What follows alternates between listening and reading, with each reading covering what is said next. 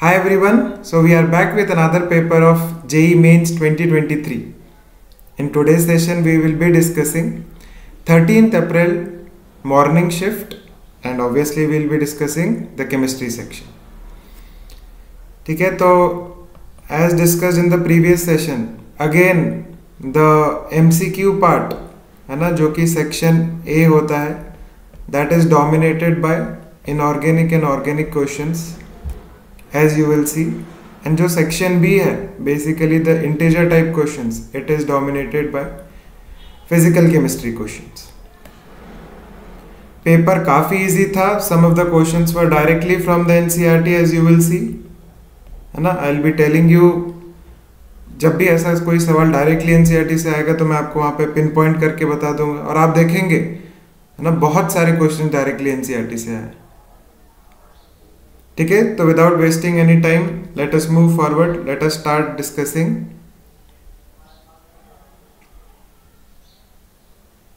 First question. So in this question we have a 5 membered ring और हमारे पास NaOH है. NaOH जो है वो दो काम करता है. वो एक बेस की तरह भी काम कर सकता है और वो एक न्यूक्लियोफाइल की तरह भी काम कर सकता है. तो बेस मतलब H+ चुराएगा, पर H+ चुराने के लिए ऐसा जैसी कोई जगह नहीं है, या H जो है इतना ज़्यादा एसिडिक नहीं है. तो what is OH- going to do? OH- is going to act as a nucleophile. और न्यूक्लियोफाइल कहाँ पे अटैक करेगा? जो कि इलेक्ट्रॉन डेफिशिएंट साइट है. आई थिंक आप सबको पता है कि जो कार्बोनिल साइट होती है वो इलेक्ट्रॉन डेफिशिएंट होती है, क्योंकि ऑक्सीजन इलेक्ट्रॉन डेंसिटी अपनी तरफ खींच लेता है. राइट, तो यहाँ पर अटैक होगा, और जैसे ही अटैक होगा तो वी विल बेसिकली गेट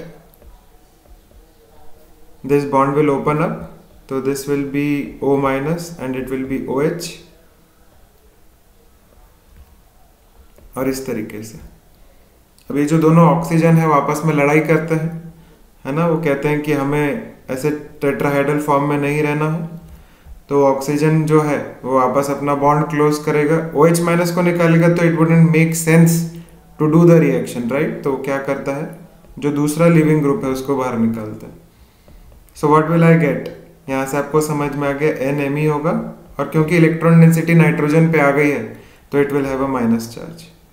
बाकी एवरीथिंग इज सेम. यहाँ पे हमें मिल गया है डबल बॉन्ड O और साथ में मिल गया है OH. थोड़ा अच्छे से लिख देता हूँ. यहाँ पे डबल बॉन्ड O है और OH. If you count the number of carbons it is 1 2 3 4. तो 4 कार्बन्स हैं और N- है. यहाँ पे सेकेंड स्टेप में H+ दे रखा है, तो यहाँ पे at this step we will get NH. तो हमें एक ऐसा ऑप्शन ढूंढना है जिसमें हमें NHMe मिले on the left hand side, on the right hand side COH मिले विथ 4 कार्बन्स. तो इट इज ऑप्शन ए.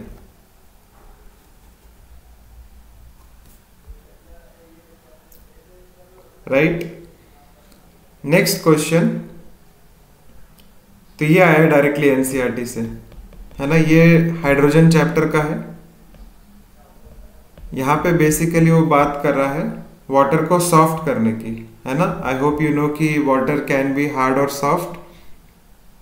तो अगर परम्यूटेड प्रोसेस की बात करें तो इसमें बेसिकली हम लोग यूज करते हैं सोडियम एल्यूमिनियम सिलिकेट. और अगर हम लोग सिंथेटिक रेजिन की बात करें तो यहाँ पे हम लोग डिफरेंट रेजिन्स यूज करते हैं, जो कि आयन एक्सचेंजर भी बोलते हैं, है ना. और आप अगर NCERT में पढ़ोगे तो उसमें स्पेसिफाई किया गया है कि अब हम लोग सिंथेटिक रेजिन्स मेथड यूज करने लग गए हैं, and it is better for softening of water. तो पहला ऑप्शन तो सीधे सीधे गलत हो गया. Right, if we talk about the second statement, it basically talks about the synthetic resin. तो अगर मैं आपको कैटायन एक्सचेंजर रेजिन के बारे में बता दूं तो हमारे पास RSO3H है. इसकी रिएक्शन जब हम लोग NaCl से करते हैं तो वी गेट RNA. और ये जो RNA है इसमें R पे माइनस Na+ है. ये क्या करता है, जब भी कोई हार्ड वाटर है तो हार्ड वाटर में क्या होता है, या तो मैग्नीशियम सॉल्ट होगा या तो कैल्शियम सॉल्ट होगा, है ना। अगर मैं इसको इन जनरल अगर m+2 लिख दूं, ये रिएक्शन आपको एनसीईआरटी में मिल जाएगी, तो m+2 जो है वो R- से रिएक्ट करके R2M बना लेता है, या MR2 जैसे भी आप लिखना चाहें। इन दिस प्रोसेस, तो ये हमारे पास सॉलिड था, ये जो RNA बना है ये भी सॉलिड है, ठीक है। अगर RNA भी सॉलिड है तो ये तो कह रहा है कि सॉल्युबल सोडियम सॉल्ट होगा, तो ये स्टेटमेंट भी गलत हो गया, राइट। तो both the statements are incorrect. Direct question from NCERT from the hydrogen chapter होना चाहिए था। नेक्स्ट, तो ये जो सवाल है ये कोऑर्डिनेशन कंपाउंड से पूछा गया है। अगर आपको क्लोरोफिल के बारे में पता हो तो क्लोरोफिल में कोबाल्ट नहीं होता है ना, क्लोरोफिल में वी हैव मैग्नीशियम। अगर क्लोरोफिल में मैग्नीशियम है तो ये तो मिसमैच हो गया, तो this is our answer. Water hardness EDTA, तो yes EDTA ion is used है ना। अगर आप EDTA की बात करोगे तो वो क्या कर लेता है, कोऑर्डिनेट कर लेता है विद दीज मेटल्स, तो वो क्या करता है, वाटर की हार्डनेस को रिमूव कर सकता है। तो दिस इज करेक्टली मैच्ड है ना। हमें क्या बताना है, इनकरेक्ट बताना है। नेक्स्ट, फोटोग्राफी, तो Ag जरूर यूज किया जाता है, पर Ag के साथ भी यूज थायोसल्फेट आयन H2O3 है ना, और ये फाइनली एक कॉम्प्लेक्स बनाता है which is AgH2O3 whole twice. अगर आप यहां पे देखेंगे तो Ag जो है उसने एक कॉम्प्लेक्स बना रखा है AgH2O3 के साथ, तो ये तो गलत ही हो गया। नेक्स्ट है Wilkinson catalyst. Wilkinson catalyst is basically rhodium which has triphenyl phosphine, जो कि दिख रहा है PPH3 और क्लोरीन, तो ये भी सही है। बाकी इफ यू टॉक अबाउट पेनिसिलामीन, तो हाँ पेनिसिलामीन में NH ग्रुप होता है, सल्फर होता है और ऑक्सीजन होता है, तो वो एक चिलेटिंग लिगेंड की तरह काम करते हैं। आई होप आप लोग को पता है, अगर हमारे पास एक मेटल है और जैसे ये दो साइड्स हो गई, अगर हमारे पास दो लिगेंड साइड्स है तो वो लिगेंड क्या कर लेता है, अपना इलेक्ट्रॉन पेयर डोनेट कर लेता है ना। This is called as chelation, so this is a chelating ligand, so this is also correct. So the incorrect options are A and C. The answer is A. Next, कह सकते हैं आप ये भी डायरेक्टली एनसीईआरटी से आया है, chemical bonding से आया है ये, है ना। They are basically talking about molecular orbital theory. तो वो पूछ रहा है किस प्रोसेस में बॉन्ड ऑर्डर इंक्रीज होगा and paramagnetic nature is converted to a diamagnetic nature. तो आई होप आपको पता है पैरामैग्नेटिक बेसिकली मींस हमारे पास अनपेयर्ड इलेक्ट्रॉन है और बाद में हमारे पास कोई अनपेयर्ड इलेक्ट्रॉन नहीं है, तो दैट इज बीइंग आस्क्ड। अगर आप O2 की बात करें तो आप सबको पता है O2 इज पैरामैग्नेटिक और O2 का बॉन्ड ऑर्डर होता है 2। जब आप O2 2- में जा रहे हैं तो उसका bond order basically O2 2- F2 की तरह है, तो उसका बॉन्ड ऑर्डर 1 हो जाता है, तो ये तो सीधे सीधे गलत हो गया। सेकेंड ऑप्शन की बात करें NO, तो NO में टोटल नंबर ऑफ इलेक्ट्रॉन्स हैं 15, और अगर टोटल नंबर ऑफ इलेक्ट्रॉन्स 15 है तो बॉन्ड ऑर्डर हो जाता है 2.5। वहीं पे अगर हम लोग NO+ की बात कर लें तो क्या NO+ is just like N2 है ना, तो N2 में हमारे पास है 14 इलेक्ट्रॉन्स, बॉन्ड ऑर्डर हो गया 3, तो yes bond order is increasing. और N2 की बात करें या टोटल नंबर ऑफ 14 इलेक्ट्रॉन्स की बात करें तो in that case we have a diamagnetic substance या diamagnetic nature, so B is our answer. आप C देख सकते हैं, C इनकरेक्ट है क्योंकि N2 डायमैग्नेटिक होता है और N2+ पैरामैग्नेटिक हो जाएगा, बॉन्ड ऑर्डर भी डिक्रीज हो रहा है। सिमिलरली फॉर O2 पैरामैग्नेटिक है, O2+ भी पैरामैग्नेटिक है, तो that can not be your answer. So again a direct question from NCERT, answer is B.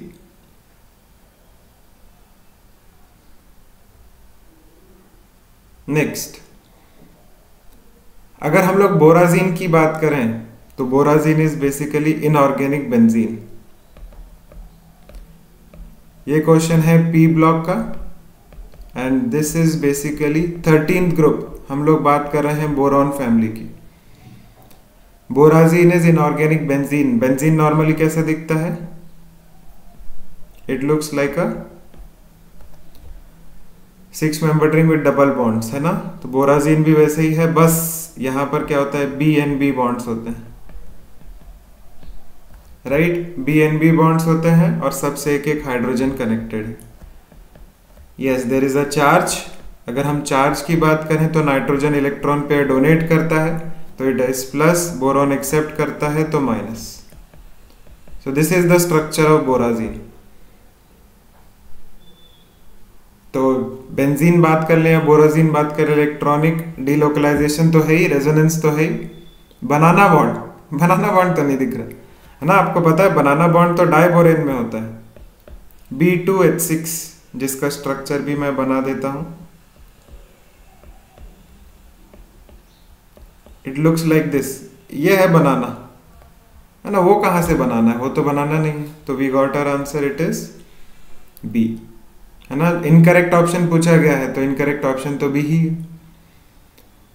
अच्छा, उसने ये भी पूछा है कि it can react with water, तो हाँ करता है। अगर आप B3N3H6 की बात करें, जैसे ही मैं पानी में डालता हूं, बोरॉन बना लेता है बोरिक एसिड H3BO3 या BOH होल थ्राइस, नाइट्रोजन बना लेता है अमोनिया और साथ में हाइड्रोजन गैस भी लिबरेट होती है and it is a cyclic compound. तो A, C और D तीनों करेक्ट है, बी इनकरेक्ट, है ना? Again based on NCERT. Next, ये जो क्वेश्चन है ये जीओसी से पूछा गया है, जनरल ऑर्गेनिक केमिस्ट्री से। तो डायपोल मोमेंट, डायपोल दो पोल का मतलब क्या है? दो चार्जेस। तो हमें क्या डेवलप कराना है? दो चार्जेस डेवलप कराना है, एक पॉजिटिव और एक नेगेटिव। तो कभी भी हमको इस टाइप के सवाल दिखते हैं तो हम लोग क्या करते हैं, जो बीच में डबल बॉन्ड है, आप देख रहे हैं हर जगह बीच में डबल बॉन्ड है, इस डबल बॉन्ड को तोड़ के एक को प्लस चार्ज दे देते हैं, एक को माइनस चार्ज दे देते हैं। तो अगर आप देखें यहाँ पे ध्यान से, लेफ्ट साइड में 3 मेंबर्ड रिंग है, हम पॉजिटिव और नेगेटिव चार्ज इस तरीके से देते हैं so that both the rings are aromatic. तो अगर हम यहाँ पे बात कर लें तो इधर पॉजिटिव चार्ज दे दें और इधर नेगेटिव चार्ज दे दें, तो क्या रिंग एरोमेटिक हो रही है? देखिए ये रिंग भी एरोमेटिक है, ये रिंग भी एरोमेटिक है। बेस्ट है ये तो, है ना? अगर दोनों रिंग एरोमेटिक हो गई इस पे हम, तो ये क्या चाहेगा? ये डबल बॉन्ड उस फॉर्म में रहना ही नहीं चाहेगा, डबल बॉन्ड सिंगल बॉन्ड के फॉर्म में रहना चाहेगा विद चार्जेस, एक पे पॉजिटिव एक पे नेगेटिव। तो नेट यहां पर क्या हो गया, हम लोग को डायपोल मोमेंट मिल जाता है ना? So this is our answer. बाकी ऑप्शंस अगर आप चेक करेंगे, जैसे ये ऑप्शन चेक करेंगे, बी तो नॉनसेंस ही है, एरोमेटिक हो नहीं सकता। अगर आप सी देखेंगे तो सी में क्या है, जो 5 मेंबर्ड रिंग है, एक 5 मेंबर्ड रिंग में लेफ्ट में पॉजिटिव चार्ज और लेफ्ट राइट में पॉजिटिव नेगेटिव चार्ज, है ना? एक एरोमेटिक हो रही है, दूसरी एरोमेटिक नहीं हो रही है, एंटी एरोमेटिक हो रही है, तो ऐसा होना ही नहीं चाहेगा। तो हमारा आंसर क्या हो जाएगा? A. Straight forward question. So in this next question they are asking about polymers ना। ये क्वेश्चन भी डायरेक्टली एनसीईआरटी से है। आपको ये पता होना चाहिए कि natural rubber is made from isoprene, है ना? मोनोमर आइसोप्रीन है, नियोप्रीन का आइसोमर है, मोनोमर है क्लोरोप्रीन, राइट? क्लोरोप्रीन को जब हम पॉलीमराइज करते हैं तो वी गेट नियोप्रीन। तो ये तो स्ट्रेट फॉरवर्ड था। बाकी अगर कैप्रोलैक्टम की बात कर लें तो caprolactam is basically a 7 membered ring which has 6 carbons, है ना? इसीलिए उससे जो हमारे पास पॉलीमर बनता है वो नाइलॉन 6 होता है। 6 basically represent the number of carbon. है ना। बाकी if you talk about vulcanise rubber, तो हमारे पास जो नेचुरल रबर होता है उसकी स्ट्रेंथ इतनी ज़्यादा नहीं होती है। दैट इज़ वाई हम लोग क्या करते हैं, सल्फर ऐड करते हैं, उसको वल्कनाइज करते हैं, तो थ्रू क्रॉस लिंकिंग वो जो स्ट्रेंथ है वो बढ़ जाती है। तो this will B match with cross linking. तो यहां से हमको आंसर मिल जाता है डी। इजी था ये तो। नेक्स्ट, तो यहां पर वो कह रहा है कि हमारे पास दो रिंग है ए और बी, दो रिंग्स हैं, एक 4 मेंबर्ड रिंग, एक 5 मेंबर्ड रिंग, ए और बी। हमारे पास OH दे रखा है और वो कह रहा है कि रिंग्स फाइनली 4 या 5 रहेंगी कि एक्सपैंड हो जाएंगी, ये देखना है।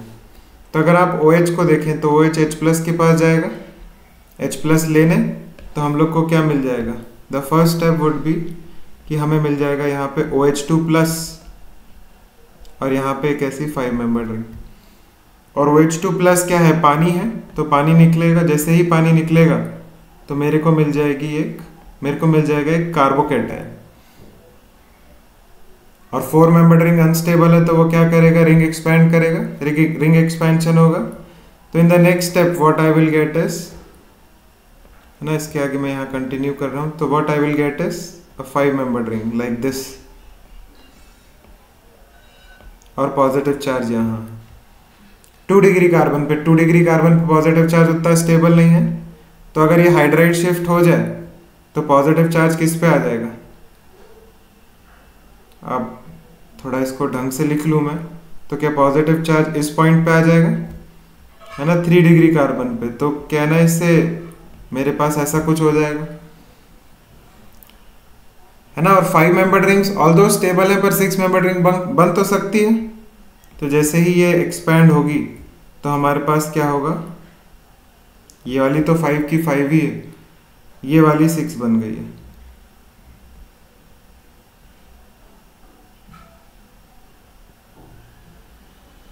Right.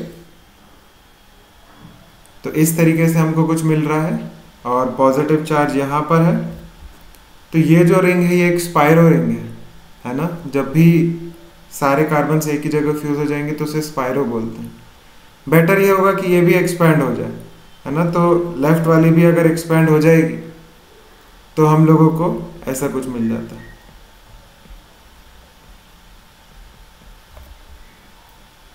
And if we are getting this, आपको नेक्स्ट स्टेप में क्या करना है, हाइड्रोजन निकालना है। तो हाइड्रोजन निकाल के, क्योंकि हीटिंग है, तो हाइड्रोजन निकाल के हम लोग को क्या मिल जाएगा, वील गेट 2 6 मेंबर्ड रिंग्स और उनके बीच में क्या है, एक डबल बॉन्ड है।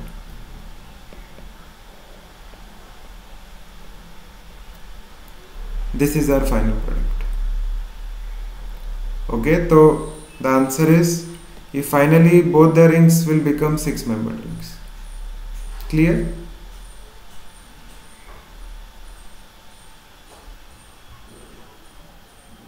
नेक्स्ट, वो कह रहा है कि ओजोन का डिप्लीशन कब होता है या किससे होता है। तो बात यह है कि in the presence of UV radiations depletion इसलिए हो रहा है क्योंकि हमारे पास क्लोरोफ्लोरोकार्बन है जो कि रेफ्रिजरेटर से या एयर कंडीशनर से निकलते हैं। ये आपने छोटी क्लासेस में भी पढ़ा है। क्लोरोफ्लोरोकार्बन जो हैं वो क्या करते हैं, फ्री रेडिकल्स जनरेट करते हैं। जैसे मैं ये ले लूँ, है ना, यहाँ पे Cl डॉट क्या है, एक फ्री रेडिकल है, और ये Cl डॉट क्या करेगा, ओजोन में जाके ओजोन से रिएक्ट करेगा और बना लेगा ClO डॉट, साथ में O2, राइट। तो ये जो हमारी ओजोन लेयर है वो डिप्लीट हो रही है, and the reason is chlorofluorocarbon, जो कि basically are producing Cl free radical, Cl dot. So answer is C, direct NCERT का सवाल। नेक्स्ट, अगेन डायरेक्ट एक एनसीईआरटी का सवाल है। हमको रिएजेंट दे रखा है, अगर आपको यहाँ दिख नहीं रहा है तो this is anhydrous AlCl3 in the presence of HCl and heat. Anhydrous AlCl3 in the presence of HCl in heat is used for isomerization of alkane. तो जो हमारे पास एल्केन है एट दिस मोमेंट हमारे पास 6 कार्बन है। तो isomerisation क्या होता है कि एक कार्बन टूट के सेकेंड या थर्ड पोजीशन पे लगा देते हैं बेसिकली, है ना। तो आइसोमराइजेशन ये भी है, इससे ये भी आइसोमराइजेशन है, या मेरे को अगर ऐसा कोई प्रोडक्ट मिल जाए तो वो भी आइसोमराइजेशन प्रोसेस कहलाई जा सकती है। तो out of the option if I see, I can see मेरे को पहला वाला प्रोडक्ट मिल रहा है ना, this is isohexane, so answer is C.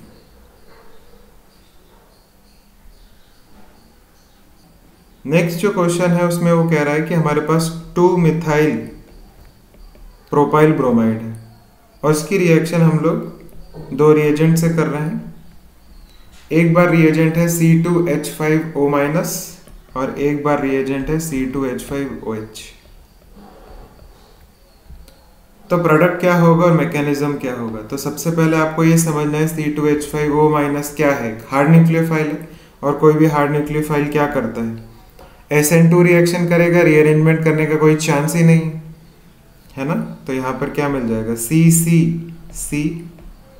C और यहाँ पर ये ब्रोमीन निकलेगा, OC2H5 लग जाएगा। और सेकेंड जो है C2H5OH, तो C2H5OH में क्या है, H+ है, means it is polar protic, और पोलर प्रोटिक की प्रेजेंस में क्या होता है, SN1 होती है। तो रीअरेंजमेंट होगा, पहले कार्बोकैटायन इस कार्बन पे बनेगा, है ना, और फिर वो शिफ्ट होगा इस कार्बन पे।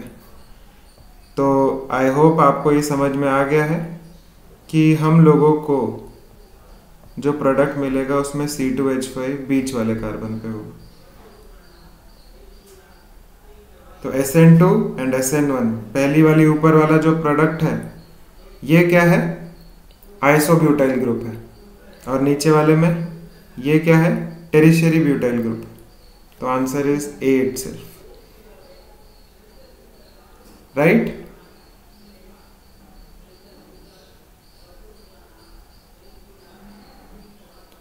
नेक्स्ट, तो उसने हमको दे रखा है डी ग्लिसरल्डिहाइड। डी ग्लिसरल्डिहाइड का मतलब क्या है, डी का मतलब है OH राइट में है, और ऊपर हमेशा क्या होता है CHO, और नीचे क्या होता है CH2OH। इसकी रिएक्शन कह रहा है HCN से करो। तो HCN से रिएक्शन होती क्या है, बेसिकली साइनोहाइड्रिन बनता है। तो हमारे पास ऊपर CHO है जो कि HCN से रिएक्शन करेगा। तो HCN की रिएक्शन में क्या हो रहा है, CN- विल अटैक, और CN- के अटैक के बाद कहाँ अटैक करेगा, डबल बॉन्ड O पे। तो डबल बॉन्ड O क्या हो जाएगा, OH में कन्वर्ट हो जाएगा, राइट। तो हमारे पास यहाँ पे जो प्रोडक्ट है वो ऐसा मिल सकता है, ये OH, ये H, ये CH2OH, यहाँ पे C पे CN लग गया, OH एंड H। अब आप कहेंगे कि सर इसके अलावा दूसरा भी प्रोडक्ट पॉसिबल है, तो आप एकदम सही हैं। जो OH है वो दूसरी साइड भी लग सकता है। तो बेसिकली कार्बन पे CN है और OH can be on the left hand side, है ना। ऊपर वाला जो कार्बन है उस पे OH राइट में भी लग सकता है, लेफ्ट साइड में भी लग सकता है। And on the below carbon we will have OH H। बाकी सारी चीजें सेम है एकदम, राइट, बाकी सारी चीजें एकदम सेम है। तो ये पहली स्टेप हुई। सेकेंड स्टेप में कह रहा है H2O एंड H+। तो आई थिंक आप सबको पता है कि कभी भी साइनाइड की हाइड्रोलिसिस करते हैं तो साइनाइड के हाइड्रोलिसिस पे एसिड मिलता है।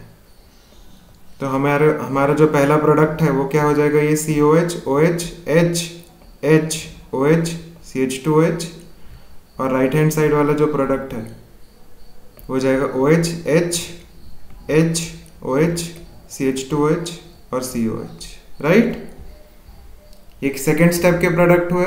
थर्ड स्टेप में वो यूज कर रहे हैं HNO3, and HNO3 is a strong oxidizing agent. वो ये जो CH2OH है इसको किस में कन्वर्ट कर देगा, COOH में।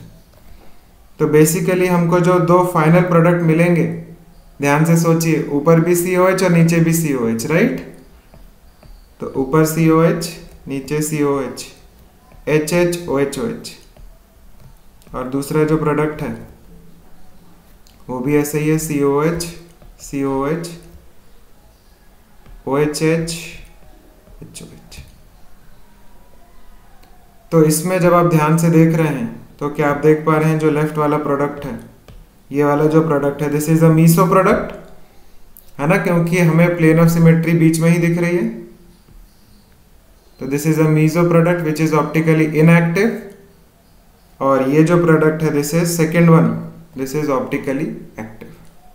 तो आंसर हो गया B, one optically active and one meso product, right. पहली स्टेप थी साइनोहाइड्रिन फॉर्मेशन, सेकेंड स्टेप है हाइड्रोलिसिस, तो CN से COH बनाना है, और थर्ड स्टेप में हम लोगों को HNO3 की मदद से ऑक्सीडेशन करना, राइट। तो डाइकार्बोक्सिलिक एसिड मिल जाएगा, सो बी। नेक्स्ट स्ट्रेट फॉरवर्ड कह सकता हूं, अगेन NCERT से उठ के आया है, मेटलर्जी का सवाल है ना, रिफाइनिंग की बात हो रही है बेसिकली। तो आपको पता है टाइटेनियम तो वेनार्कल मेथड से ही होता है, निकल भी मॉन्ट्स प्रोसेस से ही होता है, दोनों कलेक्टिवली क्या कहलाए जाते हैं, वेपर फेज रिफाइनिंग, है ना। This is basically vapour phase refining. Copper जो है उसकी हम लोग इलेक्ट्रोलिसिस ही करते हैं, है ना, हम लोग एक एनोड लेते हैं, कैथोड लेते हैं, फिर नीचे एनोड क्या होता है, इम्प्योर रहता है, कैथोड प्योर रहता है, तो that is correct. The incorrect option is a, क्यों, क्योंकि जिंक का लिक्वेशन नहीं होता है, डिस्टिलेशन होता है ना। डिस्टिलेशन में हम लोग बॉइलिंग पॉइंट की मदद से डिफरेंशिएट करते हैं, तो इट इज ए।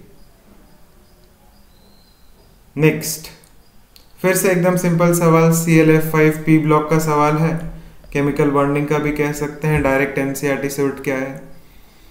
क्लोरीन की अगर बात करें तो वैलेंस शेल में 7 इलेक्ट्रॉन है, फ्लोरीन की बात करें वैलेंस शेल में 7 इलेक्ट्रॉन है, तो टोटल इलेक्ट्रॉन्स कितने हो गए, है ना। अगर आप इसके 7 हैं और इसके भी 7 हैं तो 7 + 7 × 5 विच इज 7 6 है, तो टोटल हो गए हमारे पास 42 इलेक्ट्रॉन्स।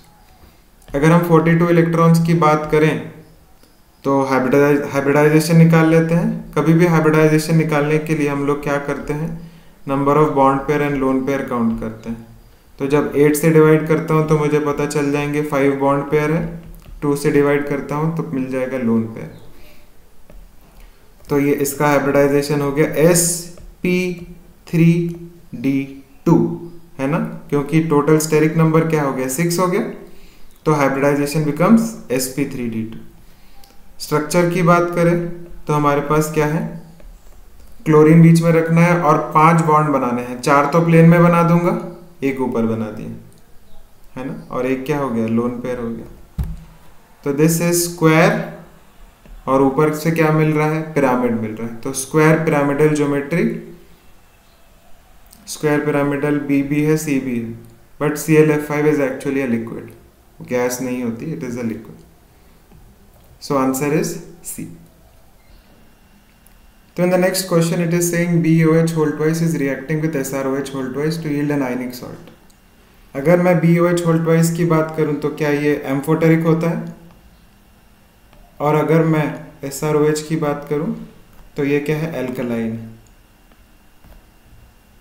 राइट, ये बात आपको पता होगी। अब अगर मैं एक सिमिलर एग्जांपल दूं, जैसे कि NaOH है जो कि एल्कलाइन है, AlOH होल थ्राइस है जो कि क्या है, एम्फोटेरिक है, तो on reaction they form a coordination compound और अ सॉल्ट, है ना। तो यहां पर ये था एम्फोटेरिक और ये था एल्कलाइन, क्या ये भी सिमिलर ही रिएक्शन है, तो यहां पे लिख लेता हूं SROH होल ट्वाइस और साथ में BOH होल ट्वाइस। तो बेरिलियम जैसे एल्यूमिनियम अंदर गया वैसे बेरिलियम भी अंदर जाएगा, एंड कोऑर्डिनेशन नंबर 4 बनाता है। तो बेरिलियम तो +2 है, OH पे 1 माइनस है, 4 OH मतलब 4 माइनस, तो ओवरऑल इस पे -2 होगा, and corresponding to it we will have Sr+2। तो बेसिकली जो मेरा कंपाउंड बना है वो बना है SrBeOH होल 4, राइट। तो बेरिलियम की बात करें कोऑर्डिनेशन नंबर 4 है, टेट्राहाइड्रल है। Example of acid base neutralization reaction, yes, salt बनता ही कब है, जब एसिड बेस न्यूट्रलाइजेशन रिएक्शन होगी, है ना। यहाँ पे जो एम्फोटेरिक बिहेवियर है, एम्फोटेरिक बिहेवियर का मतलब एसिड की तरह भी काम कर सकता है, बेस की तरह भी काम कर सकते एक तरीके से। So yes, both are present. And beryllium जो है वो किस में प्रेजेंट है? Beryllium is present in anionic part, cationic में नहीं प्रेजेंट है, तो दिस इज इनकरेक्ट। तो correct answer is D. Next एक क्वेश्चन है जिसमें हम लोगों को KOH के साथ रिएक्शन करनी है, पर पहले HCl के साथ रिएक्शन करनी है। ओके, तो HCl में क्या है? H प्लस है, और H प्लस या तो NH2 के पास जा सकता है या OH के पास जा सकता है। जो भी बेटर कार्बोकैटायन बनाएगा उसके पास चला जाएगा, है ना। तो जनरली वो OH के पास जाने की कोशिश करेगा, क्योंकि आप देखो जो कार्बोकैटायन बनेगा उसकी डिग्री भी ज़्यादा होगी और पानी इजीली लीव भी कर सकता है। यहाँ NH2 है, यहाँ पे OH2 प्लस है ना, दिस कैन इजीली लीव। तो जब ये इजीली लीव कर जाएगा तो what will I get? I will get benzene, I will get a 6 membered ring, I will get NH2, I will get a positive charge here। ऐसा हमने थोड़ी देर पहले भी सवाल किया था, है ना, क्या यहाँ पे रीअरेंजमेंट होगा? तो रीअरेंजमेंट होगा कैसे? तो बेसिकली ये इसके पास जाएगा, और जब ये इसके पास जाएगा तो नीचे वाली जो रिंग है वो एक 6 membered रिंग में कन्वर्ट हो जाएगी। तो ये हमारे पास बेंजीन, साथ में एक 6 membered रिंग, साथ में ये NH2, और यहीं पे हमें क्या मिल गई है? एक 6 membered रिंग इस तरीके से मिल गई है जिसमें पॉजिटिव चार्ज यहाँ। अब KOH यूज क्यों किया जा रहा है? ताकि वो H प्लस को निकाल सके, है ना। हमारे पास ये H प्लस है, H प्लस निकाल के वो डबल बॉन्ड बनाना चाहेगा। तो जब वो ये वाला H प्लस निकालेगा तब हमारे को एक अच्छा स्ट्रक्चर मिलेगा, नंबर ऑफ अल्फा एच ज़्यादा होंगे, राइट। तो out of the given options I would go for B, sorry C. Clear? Next, which of the following statements are not correct? तो ये भी अगर आप देखें तो डायरेक्टली ये पीरियोडिक टेबल से सवाल आया है, NCERT का सवाल है ना। इलेक्ट्रॉन गेन एंथैल्पी या इलेक्ट्रॉन एफिनिटी की बात कर लें, फ्लोरीन और क्लोरीन में से I hope you remember this कि क्लोरीन एक थर्ड पीरियड एलिमेंट है। थर्ड पीरियड एलिमेंट्स के लिए इलेक्ट्रॉन एफिनिटी ज़्यादा हो जाती है as compare to second period elements, तो this is not correct. Ionisation energy decreases in a group, नीचे जाने पे साइज बढ़ती है, आयनाइजेशन एनर्जी कम हो जाती है, this is correct. Electronegativity of an atom depends upon the atoms bonded to it. तो राइट, अगर A और B है तो इस पे अगर B ज़्यादा इलेक्ट्रोनेगेटिव है तो डेल्टा माइनस और डेल्टा प्लस, है ना। तो this can be correct, sorry this can be correct. और अगर मैं फोर्थ ऑप्शन की बात करूं, Al2O3 and NO are examples of amphoteric oxides, एकदम गलत बात है। NO तो क्या है?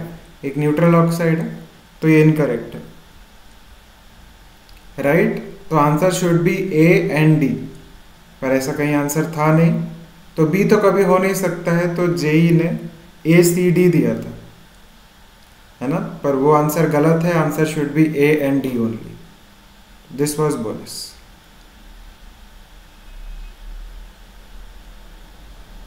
नेक्स्ट, एटॉमिक स्ट्रक्चर का बहुत बेसिक सवाल है ना, उसने हमको बता रखा है कि एनर्जी जो फर्स्ट ऑर्बिट में है वो जूल्स में ही है। हम लोग जनरली काय में याद करते हैं? इलेक्ट्रॉन वोल्ट में याद करते हैं। तो आई थिंक आपको याद होगी -13.6 इलेक्ट्रॉन वोल्ट, है ना, फर्स्ट शेल की। बाकी अगर हम nth शेल की बात करें तो वो क्या होती है? -13.6 Z²/n² EV। अब आपने EV को जूल्स में कन्वर्ट कर लिया है तो ये एग्जैक्ट वैल्यू आती है।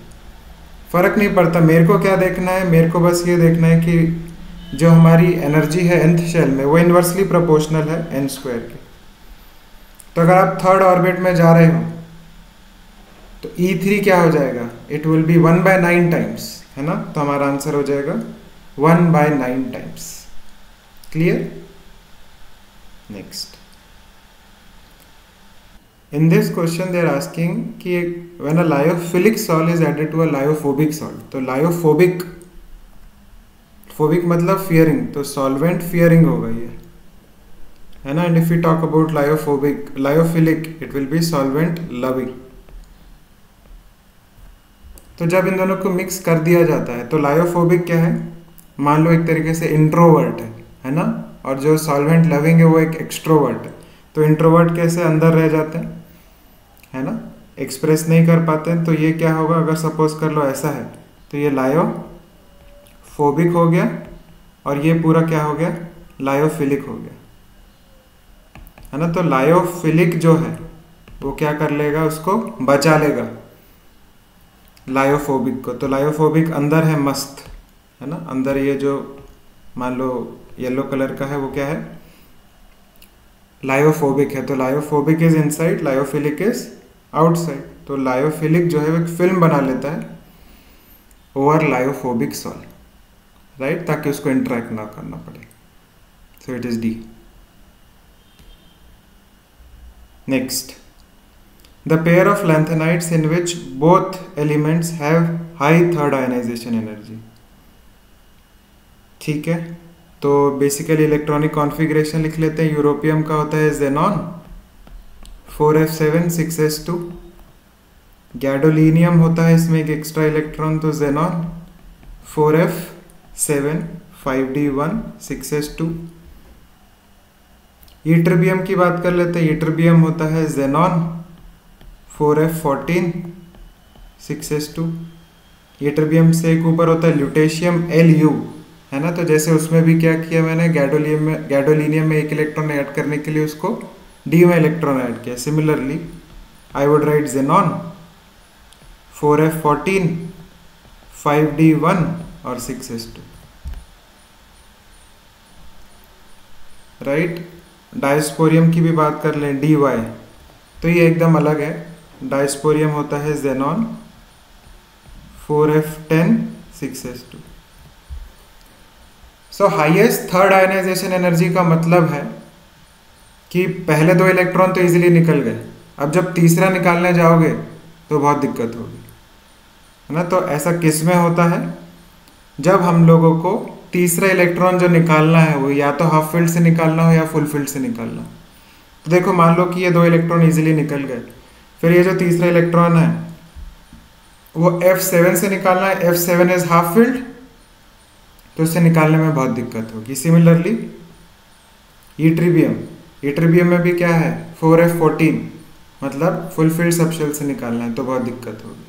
तो यूरोपियम एंड ईट्रिबियम में क्या होगा, हाई थर्ड आयनाइजेशन एनर्जी होगी। So answer is B, right. तो यहाँ पे हमारे सारे जो सिंगल करेक्ट एमसीक्यू थे वो डिस्कस होते हैं। नेक्स्ट हम लोग मूव करेंगे अब इंटीजर टाइप क्वेश्चंस पे। So the first one is, वो कह रहा है total number of possible products found by tertiary carbocation of A. तो यहाँ पे ये जो कंपाउंड है वो H+ से रिएक्ट कर रहा है, तो H+ से रिएक्ट कैसे करेगा, ये OH सबसे पहले H+ के पास जाएगा, H2O बना के बाहर निकल जाएगा। तो सबसे पहले जो मेरे पास कार्बोकेटाइन बनेगा वो क्या होगा, CH3, C पे CH3, CH3, CH पे प्लस ये कार्बन CH3 CH3 और यहाँ पे हाइड्रोजन। क्या ये टेरिशरी कार्बन है, बिल्कुल भी नहीं, ये सेकेंडरी है। तो हम लोग क्या करेंगे, रीअरेंजमेंट करेंगे। तो सबसे पहले तो मैं क्या कर सकता हूँ, ये हाइड्राइड शिफ्ट कर सकता हूँ। अपार्ट फ्रॉम हाइड्राइड शिफ्ट मैं CH3 को भी शिफ्ट कर सकता हूँ, which is on the left side. पर पहले हाइड्रोजन शिफ्ट कर लेता हूँ। तो जब हाइड्रोजन शिफ्ट करूँगा तो मेरे को CH3, C पे CH3 CH3, यहाँ पे CH2 मिल गया, इस कार्बन पे CH3 CH3 और यहाँ पॉजिटिव मिल गया। और अगर मैं इससे बात करूँ, जब मैंने CH3 को शिफ्ट किया तो CH3 वहाँ चला गया, कार्बोकेटाइन क्या मिल गया, 3 डिग्री मिल गया, राइट। तो मैं यहाँ पे लिख लूँगा CH3। नेक्स्ट वाले कार्बन पे एक और CH3 है, बना लेता हूँ, और पॉजिटिव चार्ज। नेक्स्ट इस कार्बन पे CH3 मूव कर गया है, CH3 और H ऐसा का ऐसा। तो ये दो मेरे को टेरिशरी कार्बोकेटाइन मिल गए, अब ये जो कार्बोकेटाइन मिल गए हैं, फाइनली आप देखो रिएक्शन में H+ और हीट लिखा है, तो H+ निकालेंगे और एल्कीन बनाएंगे। तो अब देखते हैं कितने एल्कीन बन सकते हैं। तो एल्कीन बनाने के लिए आपको H+ निकालना है। अब H+ आप दो जगह से निकाल सकते हो। इस केस में एक बार यहाँ से, एक बार यहाँ से। ऊपर से क्यों नहीं? क्योंकि ऊपर वाला और राइट वाला सेम है, तो that will yield the same compound. तो बना लेते हैं यहाँ पे CH3, कार्बन पे एक और है CH3, एक और है CH3, CH double bond C और इस पे CH3, एक ये प्रोडक्ट हो गया। दूसरा मेरा जो प्रोडक्ट है उसमें मैं डबल बॉन्ड यहाँ ले लूँ, तो ये दो प्रोडक्ट इससे मिल गए। अब इससे देखिए वापस से मेरे को H निकालना है, तो H या तो राइट से निकाल सकता हूँ या लेफ्ट से निकाल सकता हूँ, है ना। अब फिर से लेफ्ट बोलूँ या ऊपर बोलूँ, बात सेम है। तो मैं लेफ्ट लिख लेता हूँ। I am taking the CH3 on the left. तो जब मैं वहाँ से H निकालूंगा तो डबल बॉन्ड लेफ्ट साइड में आ जाएगा, तो CH3 की जगह वो CH2 हो जाएगा। तो I will have CH2 double bond CH3 CH3, ये कार्बन पे CH3 और H, और सेकेंड मिल जाएगा CH3 C पे CH3 डबल बॉन्ड C पे CH3 C पे CH3 एंड H। तो मेरे को यहाँ पर टोटल पॉसिबल जो प्रोडक्ट्स हैं वो 4 मिल गए। तो NTA ने इसका आंसर 4 ही दिया था।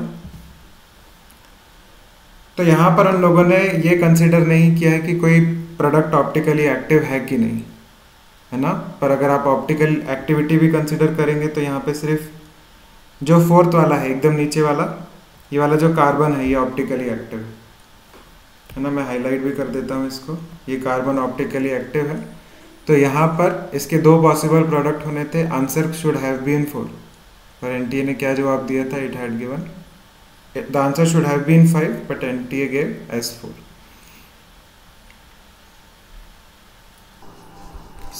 Next question basically is from solutions and colligative properties, है ना। वो कह रहा है कि एक solution है 12 ग्राम का, which is prepared by dissolving 18,000 ml of water, and this exerts the same osmotic pressure as that of glucose at the same temperature. Okay, तो ये तो बहुत सिंपल सवाल है। बेसिकली हमारे पास आइसोटोनिक सोल्यूशन है। Isotonic solutions have similar osmotic pressure. तो osmotic pressure का फॉर्मूला होता है CRT, है ना। R is same, T is same. तो बेसिकली क्या मैं कह सकता हूँ, दोनों की कंसंट्रेशन सेम है, और ग्लूकोज की कंसंट्रेशन तो मेरे को 0.05 दे भी रखी है। तो for electrolyte, non electrolyte A क्या बोलूँगा मैं? mass divided by molar mass, this is moles divided by volume, this should be equal to 0.05. तो यहाँ से molecular mass आ जाएगा 12 by 0.05 which is 1 by 20, तो 12 into 20 which is 240. तो our answer is 240, right? Simple था। नेक्स्ट, इस question में उसने हमको दे रखा है concentration of BaNO3 whole twice and NaF, दोनों को मिक्स किया है। तो एक गलती जो इन टाइप के सवालों में हो जाती है, मिक्सिंग के बाद मोलारिटी चेंज हो जाती है ना। ये बच्चे गलतियां बहुत करते हैं, मिक्सिंग के बाद मोलारिटी चेंज नहीं करती, तो आपको ऐसी गलती नहीं करनी है। If we talk about BaNO3 whole twice, इससे मेरे को Ba+2 मिल कितना रहा है? 0.05 मोलर। पर ये तो तब था जब अकेला था, अब जब मिक्सिंग करूंगा तो इसकी न्यू कंसंट्रेशन हो जाएगी, जो इसके मोल्स हैं 0.05 इंटू 25 इंटू 10⁻³ अगर मैं लिखना चाहता हूँ मोल्स, अगर मिलीमोल्स लिखना चाहता हूँ तो बस इतना लिख देता हूँ 25 divided by the new volume. तो न्यू वॉल्यूम कितनी हो गई है? पहले 25 थी और ये 25 ऐड करके 50 हो गई। तो if we talk about the new concentration that is 0.025। ऐसे ही मैं सिमिलरली क्या सोडियम की तो चाहिए नहीं। F माइनस की न्यू कंसंट्रेशन निकाल लूँ, उसके थे 0.02 इंटू 25 डिवाइडेड बाई 50, तो ये क्या 0.010 आ गई इसकी न्यू कंसंट्रेशन। तो बस सवाल हो गया। Ba+2 इंटू एफ माइनस का स्क्वायर पूछा है डिवाइडेड बाई KSP पूछा है, निकाल लेते हैं। 0.025 इंटू 0.01 का स्क्वायर है तो 2 बार लिख लेता हूँ, डिवाइडेड बाय 0.5 इंटू 10⁻⁻6, -6 बोला है। अगर ये सारे मैं हटा दूँ तो यहाँ 3, 2 5, 2 7, तो दिस इज बेसिकली 10⁻⁻7। तो ये उड़ा देता हूँ, तो नीचे बच गया 10, इसको उड़ा देता हूँ तो ये बच गया 5, और ये चला जाएगा 5 टाइम्स। तो आंसर सिंपल है, the final answer is 5। Okay, तो इस क्वेश्चन में कुछ नहीं करना था, बस आपको देखना था कि on mixing two solutions what is the new concentration. अगर आप ओल्ड कंसंट्रेशन से आंसर निकाल दोगे तो ऑब्वियसली गलत ही आएगा, है ना। उन्होंने दे भी इसलिए रखी, बच्चा यही करेगा कि इनिशियल कंसंट्रेशन बस ये जो दे रखी है उसको डाल देगा, कहेगा क्या बेवकूफ़ सवाल पूछा है जेई ने। नहीं, ऐसा नहीं होता, है ना। On mixing the solution gets diluted, the concentration gets changed. Next, तो यहाँ पे हमको दे रखा है A2 और B2 जो कि कंबाइन करके AB बना रहे हैं। एंथैल्पी ऑफ फॉर्मेशन दे रखी है, बॉन्ड एंथैल्पीज का रेशो दे रखा है। एक्सीलेंट। तो अगर ये x है तो ये 0.5x है और ये वापस से x है। मेरे को बॉन्ड एंथैल्पी ऑफ A2 निकालनी है, मतलब वैल्यू x की निकालनी है। ठीक है, तो मैं एंथैल्पी ऑफ फॉर्मेशन लिख लेता हूँ। एंथैल्पी ऑफ फॉर्मेशन इस बेसिकली इस रिएक्शन के लिए, मतलब ΔHR अगर मैं लिखूं तो delta enthalpy of the reaction is enthalpy of formation. पर अब यहाँ पर आप ये बात ध्यान दें, ये पर मोल के लिए वैल्यू दे रखी है ना। And also if you talk about the enthalpy of formation, वो 1 मोल की होती है, पर यहाँ पे 2 मोल के लिए लिख रखा है। तो इस ओवरऑल रिएक्शन में मैं जो एंथैल्पी ऑफ फॉर्मेशन है उसको 2 से मल्टीप्लाई कर दूंगा to get the actual value, है ना। I think you know this. Enthalpy of formation कब निकालते हैं? जब प्रोडक्ट का 1 मोल हो। प्रोडक्ट यहाँ पे 1 मोल नहीं है, 2 मोल है ना। तो जो एंथैल्पी ऑफ रिएक्शन है वो क्या होती है? Bond enthalpy of reactants minus bond enthalpy of products. बस निकाल लेते हैं। रिएक्टेंट्स क्या है? A2 है, तो A2 की बॉन्ड एंथैल्पी कितनी है? X प्लस B2 की कितनी है? 0.5 है X में, और उसका 1 ही मोल है, माइनस 2AB, तो 2 मोल हो गए किसके? AB के, और AB की कितनी है? X है, तो -2X, and this is equal to -400। तो हमारे पास यहाँ पे आंसर आ जाएगा 1.5, और ये आ जाएगा -x/2 इज इक्वल टू -400। तो x की वैल्यू आती है 800 kilojoule per mole. So the answer to this question is 800। Clear? So in the next question, they are saying an organic compound gives 0.220 grams of CO2 and 0.126 grams of H2 on complete combustion. तो जो combustion हो रहा है उसमें हमारे पास एक hydrocarbon है on the left hand side. अब वो ज़रूरी नहीं है हाइड्रोकार्बन है, उसमें ऑक्सीजन भी हो सकता है ना। इसलिए कुछ बच्चे सोच रहे होंगे सर कार्बन 24 है तो बाकी 76 ले लेते हैं, हाइड्रोजन का होगा। नहीं। सो कोई और दूसरी स्पीशीज भी हो सकते हैं, दूसरे एलिमेंट्स भी हो सकते हैं। तो what we can understand is कि CO2 के जो मास है उससे हम लोग CO2 के मोल्स निकाल लेंगे। तो CO2 के मोल्स कितने हो गए? This divided by 44। अगर मैं ये हटाऊं तो दिस वुड बी 1/2, और दिया है 100, तो ये 1/200 होगा। और CO2 आ कहाँ से रहा है? CO कार्बन से ही आ रहा है, तो जितना कार्बन के मोल्स है उतना ही CO2 के भी मोल्स होंगे। तो आपको कार्बन के मोल्स पता चल गए, और कार्बन के मोल्स पता चल गए तो कार्बन का मास पता है ना। दिस इंटू 12, तो ये आएगा 6/100 विच इज़ 0.06। और अगर कार्बन का मास पता चल गया तो मैं कार्बन का परसेंटेज से टोटल जो हमारा कंपाउंड था हाइड्रोकार्बन या जो भी हमारा ऑर्गेनिक कंपाउंड था उसका मास निकाल सकता हूँ। तो मैं क्या कहूँगा, mass of carbon divided by total mass into 100 should be 24, right. तो यहाँ पे मास ऑफ कार्बन है 0.06, तो टोटल मास कितना आ जाएगा यहाँ से 0.06 को मैं 100 से मल्टीप्लाई करूंगा तो मेरे को मिलेगा 6, तो ये यहाँ पे जाएगा 1/4 आएगा। 1/4 बोले तो 0.25 ग्राम्स, राइट। अब मैंने जैसे कार्बन के लिए सारी चीज़ें अप्लाई करी हैं वैसे ही मैं हाइड्रोजन के लिए भी कर सकता हूँ। तो by looking at this moles of H2O कितने हो जाएंगे 0.126 डिवाइडेड बाय 18, तो इसको मैं डिवाइड 18 की टेबल में आता है 126, आई थिंक 7 टाइम्स है ना, 18 7 जा 126, राइट। और नीचे ले लेता हूँ ये, तो ये आ जाएगा 0.07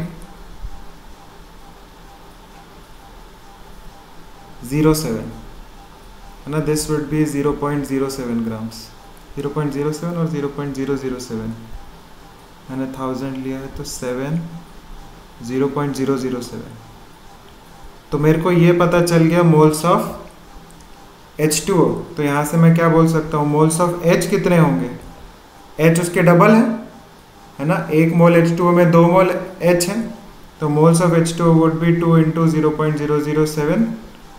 और अगर मोल्स पता चल गए तो मास पता कर लूँगा, इंटू 1 ही होगा क्या, है ना। तो जो मोल्स है वही हमारा क्या है, मास है हाइड्रोजन का। तो लो सवाल हो गया, परसेंटेज ऑफ हाइड्रोजन क्या हो जाएगा 0.007 इंटू 2 डिवाइडेड बाई 0.25 इंटू 100 है ना। तो ये हमारा परसेंटेज हो जाएगा इंटू 100 है, तो दिस वुड बी 14 है,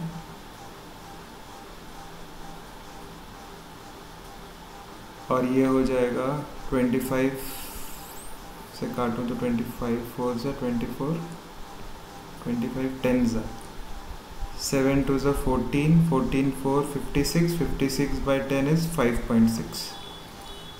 तो हमारा आंसर आ गया 56 इंटू 10⁻⁻1। क्लियर, अच्छा सवाल था। Next question, 20 ml of calcium hydroxide was consumed when it was treated with 10 ml of unknown solution of H2SO4. Okay. Also 20 ml standard solution of 0.5 molar HCl contains 2 drops of phenolphthalein was titrated with calcium hydroxide. The mixture shows the pink color when the burette displays the value of 35.5 ml whereas the burette showed 25.5 ml initially.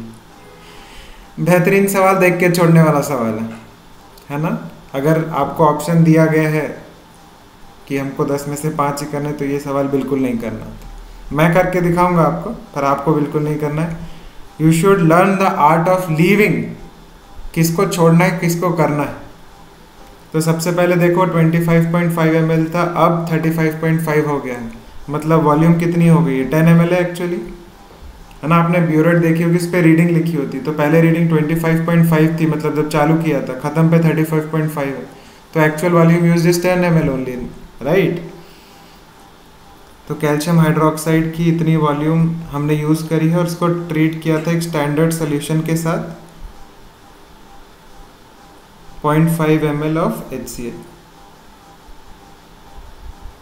ठीक है, तो हम लोग COH whole twice और HCl का जो titration है उसको देख लेते हैं। तो मान लेते हैं इसकी मोलैरिटी m है, तो इसकी मोलैरिटी इनटू वॉल्यूम से मेरे को COH होल ट्वाइस के मोल्स पता चल जाएंगे और HCl के भी मोल्स निकाल लेते हैं। तो HCl कितना है 20 ml और 0.5 मोलर। तो HCl के जो हमारे पास मोल्स आ गए, या मिली मोल्स मान लो, तो millimoles would be 0.5 × 20 which is 10 millimoles. अब जब आप रिएक्शन लिखोगे HCl की और CaOH होल ट्वाइस की, तो आपको पता है इसके 1 मोल से इसके 2 मोल रिएक्ट करेंगे, राइट। तो अगर CaOH होल ट्वाइस का 1 मोल है, HCl के 2 मोल है, तो ये अगर मैंने HCl के मिलीमोल निकाल लिए, तो millimoles of CaOH whole twice कितने होने चाहिए, इसके आधे, तो that would be 5 millimoles and this should be molarity into volume, जो कि है 10 ml।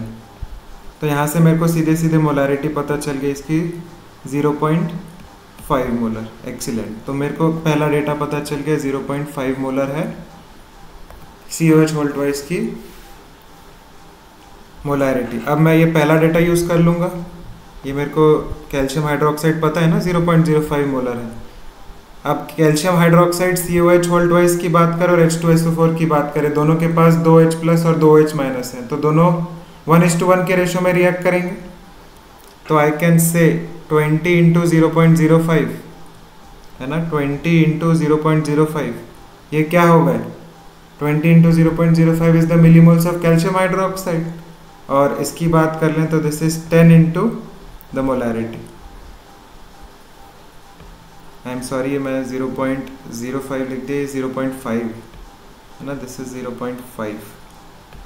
तो आई थिंक यहाँ से आपको सीधे सीधे मोलैरिटी 1 दिख रही है, राइट। The answer is 1। बहुत ही अच्छा सवाल है ना, पर एग्जाम में थोड़ा कॉम्प्लिकेट हो सकता था, तो we wouldn't try to do that. Next, तो ये है रियल गैस का सवाल और कंप्रेसिबिलिटी फैक्टर पूछ रहा है, ओके। तो अगर मैं कंप्रेसिबिलिटी फैक्टर की बात करूं तो कंप्रेसिबिलिटी फैक्टर होता क्या है, PV/nRT, राइट। और अगर मेरे को कोई मोल्स देता नहीं है तो मैं उसको जनरली 1 मान लेता हूं। उसने हमसे क्या पूछा है, व्हाट इज द वॉल्यूम, है। तो बेसिकली हमको बस रेशियो निकालना है। जब अब कभी भी ऐसे सवाल होते हैं तो हम लोग क्या करते हैं, Z1/Z2 is equal to P1V1/RT1 और यह है P2V2/RT2।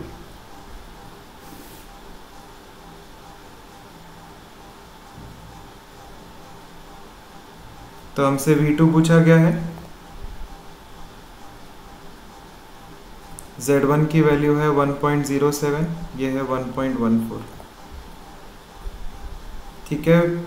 V1 जो है वो है 0.15, जो टेम्परेचर है वो इनिशियली था 500, जो न्यू टेम्परेचर है वो है 300। This is 300 kelvin, sorry 300 ATM and this is 100 ATM। तो आपको सारी चीज़ें पता है, आपको बस V2 निकालना है। And actually when you calculate V2 it comes out as 392 into 10 to the power minus 4, है ना। सिर्फ कैलकुलेशन है, आप करके देख लीजिएगा। इट इज 392, है ना। सिंपल सवाल कंप्रेसिबिलिटी फैक्टर का। नेक्स्ट,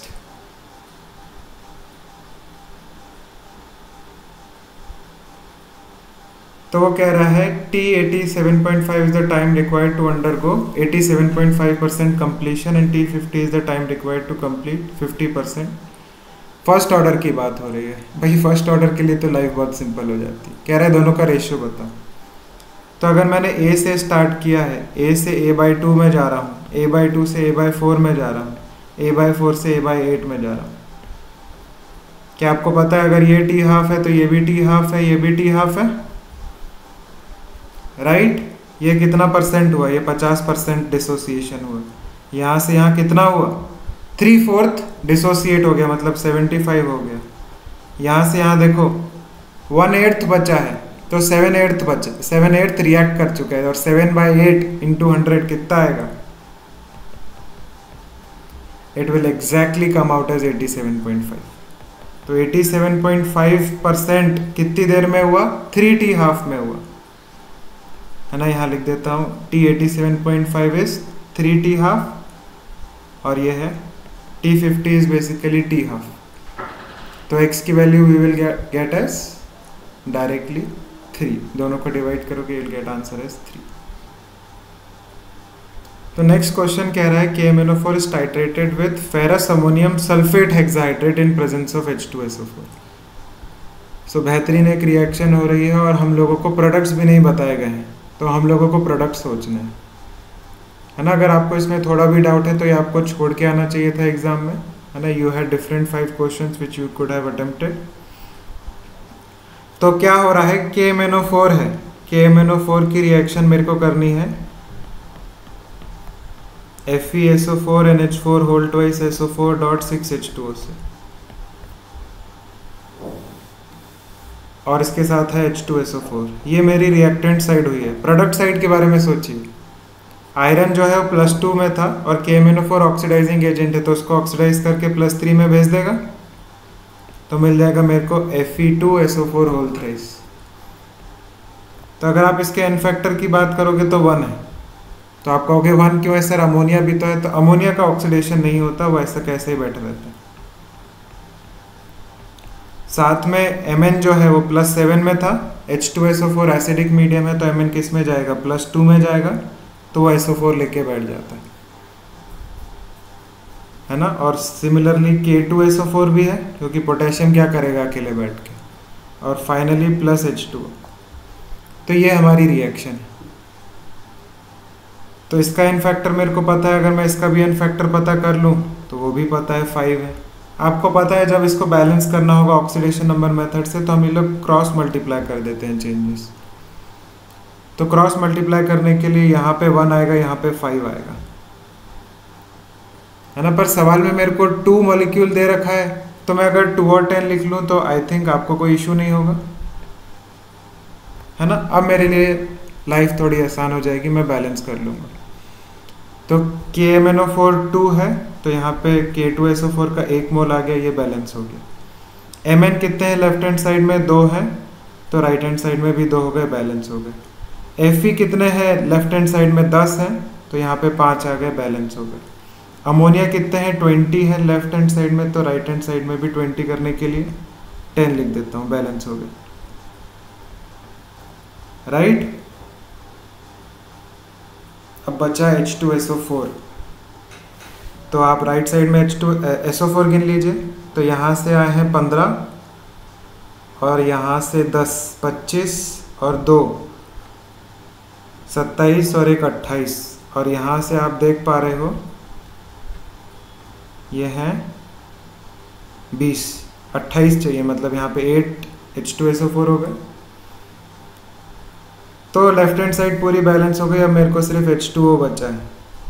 तो आप जब H2O को बैलेंस करेंगे तो 60 तो सीधे सीधे ये दिख गए,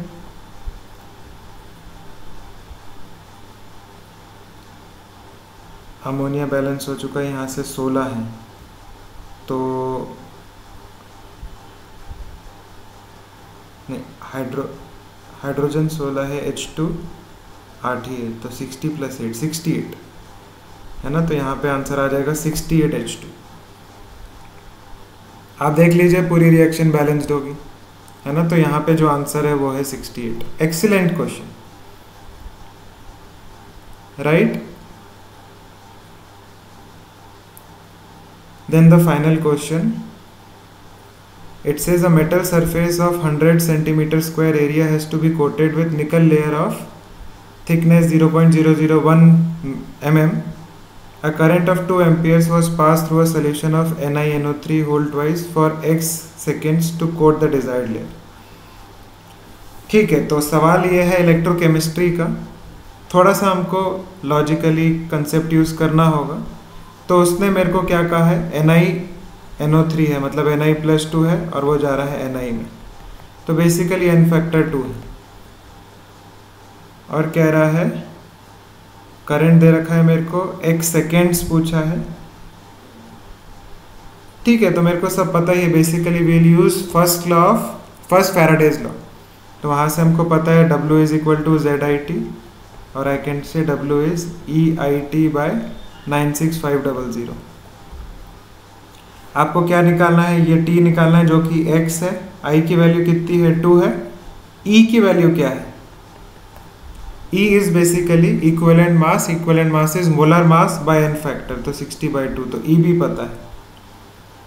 अब बचा W, तो W क्या होता है? वेट। तो वेट कैसे निकालें? तो उसके लिए हमको डेंसिटी दे रखी है और वॉल्यूम भी दे रखी है ना। तो वेट जो है वो कैसे निकालूंगा? डेंसिटी इंटू वॉल्यूम से। तो डेंसिटी कितनी है? 10 ग्राम पर ml, सॉरी 10 ग्राम पर लीटर। ओके, तो 10 ग्राम पर लीटर है। तो आई कैन से 1 लीटर के लिए है, तो मैं यहाँ पे ये सेंटीमीटर में है, ये mm में है, तो पहले तो सब सेंटीमीटर में ले आता हूँ। तो वॉल्यूम कितनी हो गई मेरी? 100 इंटू 0.001 था, 01 लिखूंगा तो सेंटीमीटर क्यूब में आंसर आ जाएगा, राइट। और इस सेंटीमीटर क्यूब को मेरे को अगर लीटर में कन्वर्ट करना है तो 10⁻³ से भी मल्टीप्लाई कर दिया तो लीटर में आ गया।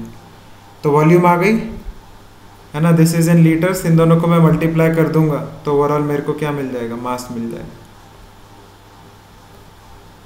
ठीक है। And this mass will substitute on the left hand side, we can get the value of x।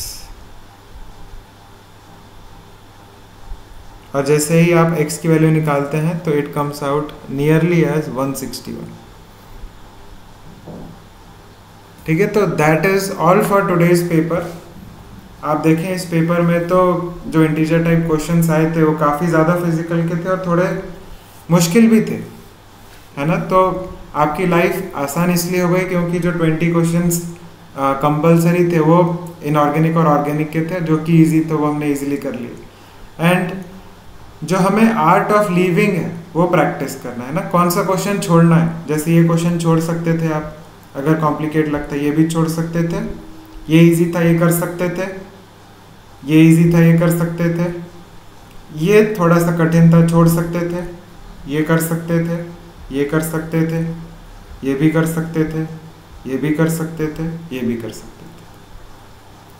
Right. तो आपको चूज करना आना चाहिए कि कौन सा करना है, because all questions are of equal marks ना। तो इंटेलिजेंटली हमको ज़्यादा क्वेश्चन सॉल्व करने in less amount of time, right. तो I hope today session was quite useful for you. In the next session we will discuss another paper, है ना। अगर आप ये ट्रेंड ऑब्जर्व कर रहे हो तो हम लोगों को मैक्सिमम 45 मिनट्स लगने चाहिए इस पेपर को सॉल्व करने के लिए। मैं क्योंकि एक्सप्लेन कर रहा हूँ तो I am taking much longer, है ना। पर आप लोगों को केमिस्ट्री का जो पेपर है प्रीवियस ईयर का या जो भी आप एक मेंस लेवल का पेपर दे रहे हैं वो आपको 45 मिनट्स में होना चाहिए आपसे, है ना। You should be able to do 25 questions in 45 minutes, right. बाकी if you want to enrol for a test series and if you want to solve more questions and you want to give more test, I will be adding the link in the description below. You can go through that test series, and if you like you can enroll in it. Okay, so see you next time.